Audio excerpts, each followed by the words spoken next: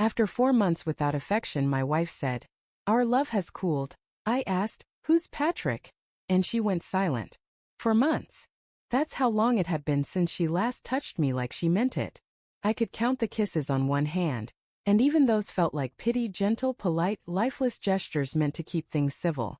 I used to think distance came in miles, but it turns out it can fit perfectly between two people lying in the same bed, backs turned, pretending to sleep. I didn't even notice when we stopped saying goodnight. Just happened. That night, she said it like she was talking about the weather. "Our love has cooled, Daniel." Her voice was calm, detached, as if she'd been rehearsing it.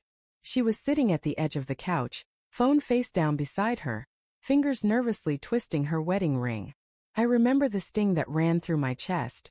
Not sharp, not instant, but slow and spreading like frostbite. "Cooled," I repeated.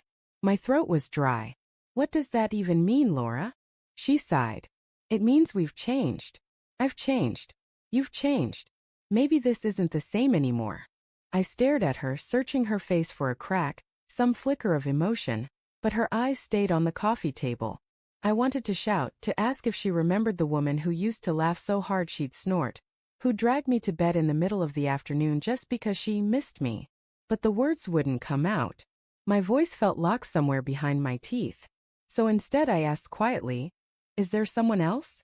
Her eyes snapped up, a flash of something, fear? Anger. And then she scoffed. "God, no, Daniel. Why do you always go there?" "Always." I shot back. "You make it sound like I accuse you all the time." "I've never asked that before." She looked away again. "Because it's insulting. Just because I'm not affectionate doesn't mean there's someone else." The room fell silent. The ticking clock on the wall felt louder than our breathing. She got up, picked up her phone, and walked upstairs, leaving the faint scent of her perfume in the air. Something floral but distant now, like the echo of something that used to make me weak in the knees. I sat there long after she went to bed, staring at the blank TV screen, the word "cooled" replaying in my head. I didn't know if I was angrier at her for saying it or at myself for believing it might be true. The next morning, I noticed her phone buzzing on the counter while she was in the shower. Normally, I wouldn't touch it. I never had a reason to. But that morning, something in me snapped, the quiet, aching kind of snap that comes after too much pretending. The message preview flashed for half a second before the screen dimmed again. "Patrick, had a dream about you again. Couldn't get you out of my head." I swear the air left my lungs.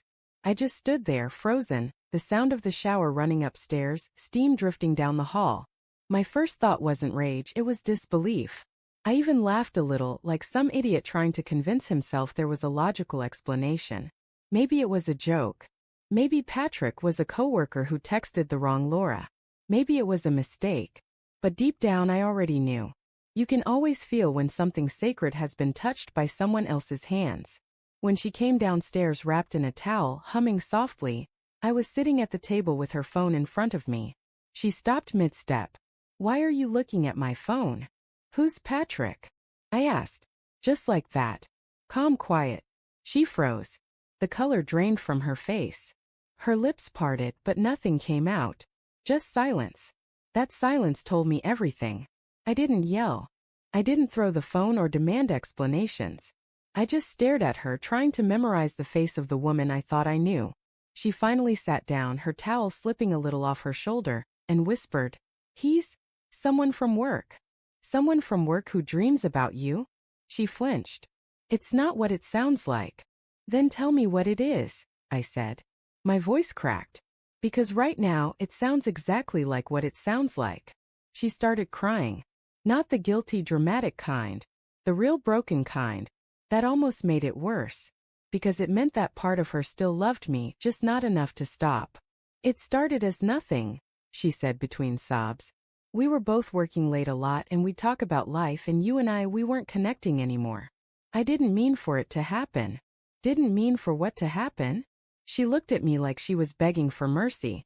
"For it to go that far." I leaned back, feeling the world tilt. So it did go that far. She didn't answer. She didn't have to. The silence was louder than a confession. I think part of me had been waiting for her to say it, to confirm that the unease in my chest for months wasn't paranoia. That the late nights, the sudden showers before bed, The new lingerie she said she bought for herself weren't just coincidences. I used to believe love was about trust, but that morning I learned it's also about timing, about noticing when trust quietly expires. For days after, I walked around the house like a ghost. She tried to talk. She said she ended it, that she regretted everything, that she wanted to work through it. I wanted to believe her. I really did. But every time she touched me, I saw him. Every time she said, "I love you," I heard the echo of his name in her silence. One night I asked her why. Not angrily, just honestly. Was I not enough?